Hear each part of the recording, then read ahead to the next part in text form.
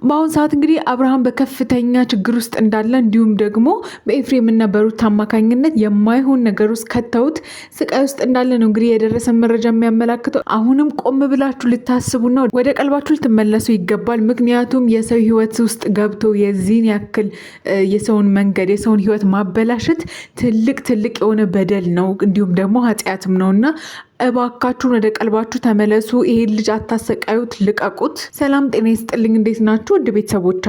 በሀገር ውስጥም ከሀገር ውጭም ያላችሁ በያላችሁበት ፈጣሪ ሰላሙን ጤናውን ያድላችሁ እንላለን።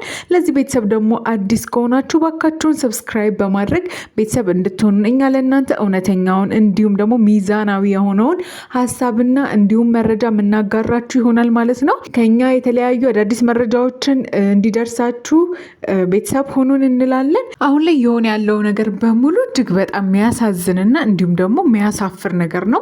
ሩታም ሆናችሁ ኤፍሬም ነገ ላይ የሚያሳፍራችሁን በህይወታችሁ የሚቆጫችሁን አይነት ድርጊት ነው እያደረጋችሁ ያላችሁትና እባካችሁን ነገ ላይ የሚቆጫችሁን ነገር፣ ነገ ላይ የሚያሳዝናችሁን ተግባር አትተግብሩ። በቀጣይ ህይወታችሁ ትዝብትን አታትርፉ። እባካችሁን ወደ ቀልባችሁ ተመልሳችሁ የዚህንም ልጅ የእናንተንም ህይወት ለማስተካከል ሞክሩ።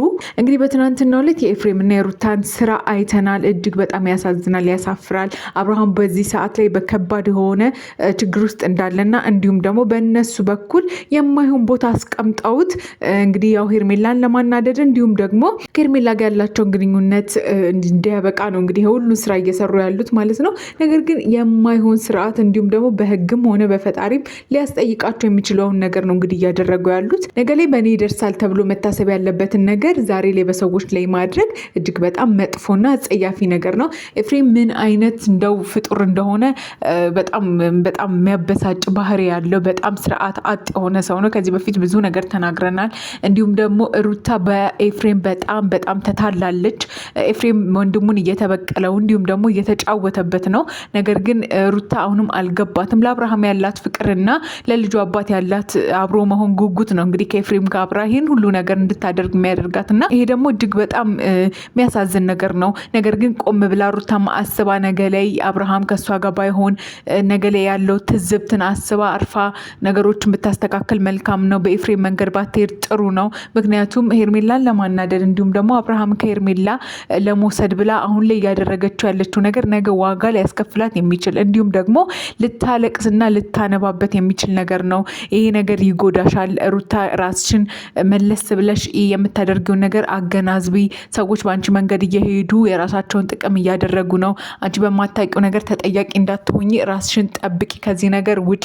ከኤፍሬም ጎን የቆምሽውን ነገር መንገድሽን አስተካኪ እንላለን። ምክንያቱም ሄርሜላን እያየናት ነው።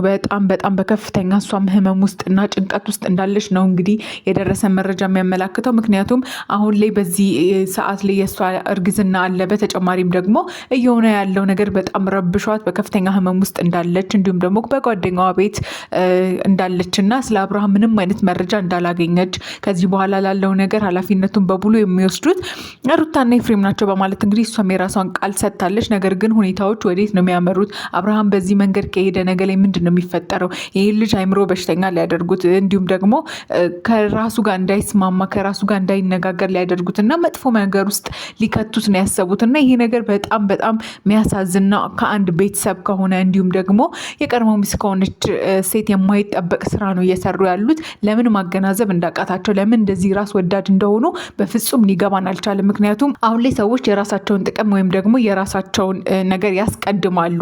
ነገር ግን አብርሃም በምናቸውም አልመጣባቸውም። ማለት እሱ የወደደውን ያፈቀረው ሰው ጋር ሄዷል። ያ ልክ ሊሆን ላይሆን ይችላል። እሱ የራሱ ሚዛናዊነት ይጠይቀዋል። ነገር ግን ይሄን ያክል እሱ ማሰቃየት በወንድሙ በዚህን ያክል መጎዳት አይጠበቅበትም። ስለዚህ ይሄን ሁሉ ነገር እያደረጉ ያሉት ኤፍሬም እንዲሁም ደግሞ ሩታ ናቸው። ነገር ግን ኤፍሬም እንግዲህ ከወንድሞቹ ከእህቶቹ እንዲሁም ደግሞ ከጋሽዬ አልፎ ነው እንግዲህ ይህን ሁሉ ስርዓት እያደረገ ያለው። ማንም ሰው እሱን ሊቆጣጠረው ወይም ደግሞ ሊያስተካክለው አልቻለም። ሁሉ ነገር በራሱ መንገድ ነው እያደረገ ያለው። እንዲሁም ደግሞ አብርሃም ላይ ከፍተኛ የሆነ ጫናና በደል እያደረገበት ነው። የዚህን ያክል ለምን ቤተሰቡም በዝምታና በንግግር በይቅርታ እያለፉት እንደሆነ እኛም ሊገባን አልቻለም። ስለዚህ ይሄ ነገር በቤተሰብ ቁጭ ተብሎ ሊመከር እንዲሁም ደግሞ ሊነጋገሩበት ይገባል ብለን እናስባለን። እያደረጉት ያለው ነገር በጣም በጣም ስህተት ስለሆነ ስለዚህ አብርሃም አሁን ካለበት ቦታ አስወጥታችሁት አታሰቃዩት። የልጅ አባት ነው። እንዲሁም ደግሞ የራሱን ፍላጎት የመምራትና የመሄድ ብቃትና መብት ስላለው የዚህን ያክል እሱን ማሰቃየት መጉዳት በጣም ነውር የሆነና እጅግ በጣም አጸያፊ ስራ ነው። ስለዚህ ከዚህ ስራችሁ ተቆጠቡ እባካችሁን። ሩታ ወደ ራስሽ ተመለሺ። ኤፍሬም የተባለው ሰው ላንቺ ሳይሆን ለራሱ ጥቅም ነው ይሄን ሁሉ ነገር እያደረገ ያለውና ወደ ራስሽ ተመልከቺ እንላለን። ውድ ቤተሰቦቻችን እናንተስ እዚህ ነገር ላይ ምን ሀሳብ ትሰጣላችሁ? የኤፍሬም ባህሪ፣ የሩታ ስራ እንዲሁም ደግሞ በአብርሃምና በሄርሜላ መካከል ያለውን ነገር እንዴት ታዩታላችሁ? እናንተም ለወደዳችሁት እንዲሁም ደግሞ ትክክለኛ መንገድ ላይ ነው የምትሉት ሰው የራሳችሁን መልእክት እንዲሁም ደግሞ አስተያየት አስቀምጡልን። ለእኛም ደግሞ ቤተሰባዊ ፍቅራችሁን እንድትሰጡን እንዲሁም ደግሞ እንድታበረታቱን እንጠይቃችኋለን። አሁንም ሰብስክራይብ በማድረግ ቤተሰብ እንድትሆኑንና ለእኛ ለእናንተ ሚዛናዊ ትክክለኛ እውነተኛ መረጃ የምናጋራችሁ ይሆናል። በያላችሁበት ፈጣሪ ጠብቃችሁ ሰላም ሁኑልን።